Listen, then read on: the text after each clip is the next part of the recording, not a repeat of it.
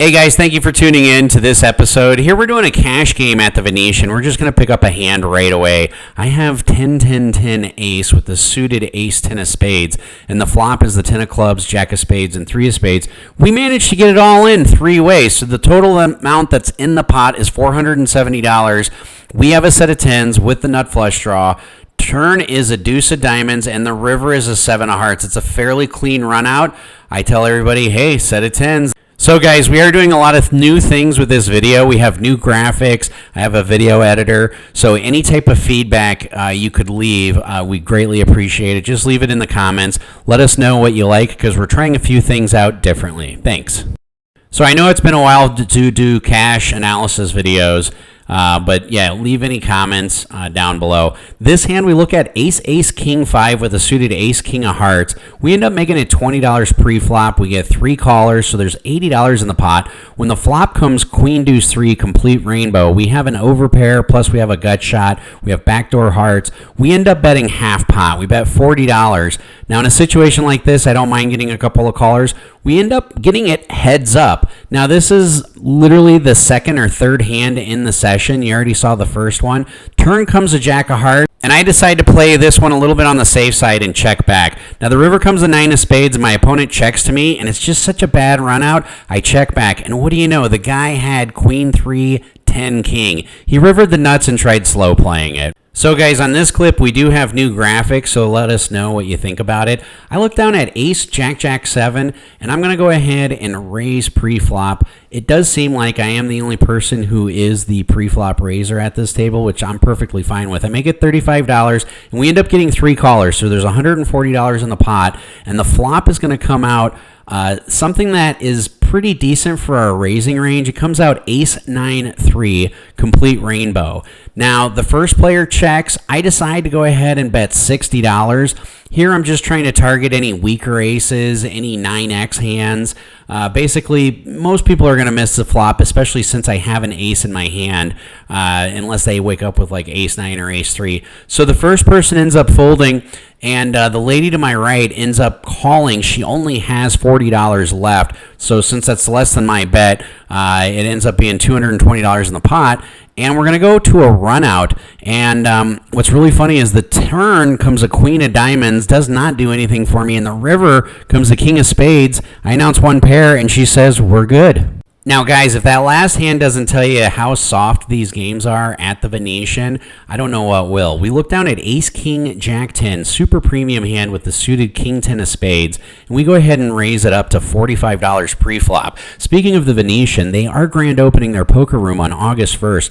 Donkfish is having an official meetup game, and yours truly is going to be there as well in support of Donkfish. Let's look at this flop, shall we? Flop comes jack 10 8, complete rainbow. We have 3-way action going to the flop. I check it even though I have top 2 pair and a gutter ball. Again, I'm just playing a little on the tighter side. Oh my god, the turn comes the queen of spades. That's seriously like my gin card. Now we have the nuts with a redraw. We go ahead and bet full pot size bet here. So we're going to have a mixed PLO game at the Venetian. It's going to be PLO4, an orbit of Big O, and then an orbit of $10 double board bomb pot. But as you can see here, I bet full pot. Both my opponents go in the tank. They're both going to end up folding it, and we have a winner here. Let us know what you think of the new graphics. So this hand, we look down at ace, ace, 3, 3 with the suited ace 3 of clubs.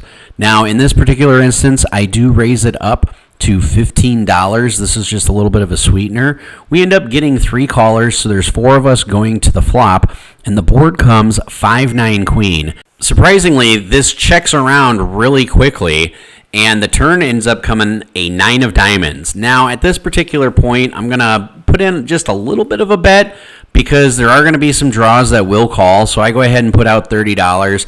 Now, obviously, if I get raised, somebody pots it, I'm just going to get rid of the hand. I'm not going to get married to it or anything. But I end up betting $30. One player folds, and then another player goes in the tank. And while this player is in the tank, the meetup game is officially on August 2nd, but the grand opening is on August 1st. They have like 100 parking spaces reserved for poker players. It's going to be a great time, and we're going to do it in September, October, and December again. So after a guy goes in the tank, he finally calls for $30, and we're going to see a river, and the river is a jack of diamonds. He checks it, And I'm like, well, what are you really calling with? Well, I don't beat much. If he's got a dangling 9, I'm just going to give up. So I check it back, and we end up winning. We have the nut 2 pair, so ship it to daddy. Now, this is actually a Big O hand. In Big O, you have 5 cards, and there's a high and a low. 2, 3, 10, Queen, King with 3 diamonds in your hand is not exactly what we would call a premium. But I am an action player, especially when it comes to Big O. We are short-handed. We're only 6-handed. I made it 15 pre. We get 2 callers. The flop is Ace, 8, Jack, complete rainbow. Now, because I have the nut low draw, I'm going to bet $15. And I'm thinking to myself, just put the 9 out there. Any 9 would look so cheeky right now. I end up getting 1 caller, and then the other player who was with us decides to go ahead and lay it down. So now we're going to go heads up to the turn. And what do you know? The 9 of clubs, complete rainbow. Now we have the nut high with the nut high redraw and the nut low draw. I go ahead and bet $40. I'm thinking, wow, please call me. This is such a great hand. And again, we're here at the Venetian. It's Big O. It's one of those games that we're going to be playing on the meetup game. And the river comes to 6 of diamonds. Now I'm like, all right, I'm going to double check my hand. Okay, I do have the nut low and the nut high. This is what we call a nut. And if the guy is really stubborn and calling $40 when it's heads up, then you know what? I'm going to find out exactly how stubborn he's going to be. Plus, I look like I'm just buying the pot at this point. I went in the tank for a little bit. I bet $150, which is almost a full pot size bet. There's $155 in the pot. And the guy goes, oh, $150? He goes, okay, fine, I'll call. And I say, oh, I just have nut. And he goes, oh, and he shows me a 4-5 low, people, a 4-5 low.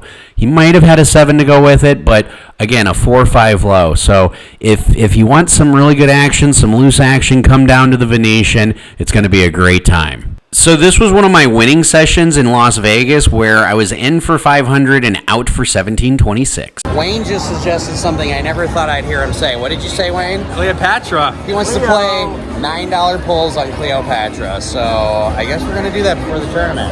Let's see if we can get a hand pay. Floundering around. Daddy needs a hand pay. So as you guys can see, everybody in Vegas will eventually get burnt out on playing cards. The important thing is to take breaks while you're at the World Series. And sometimes taking those breaks are doing completely degen things like playing craps or pai gow or slots. It's not really recommended, but if it does get you back in the right mindset, sometimes it can help. So play smart and run like a god.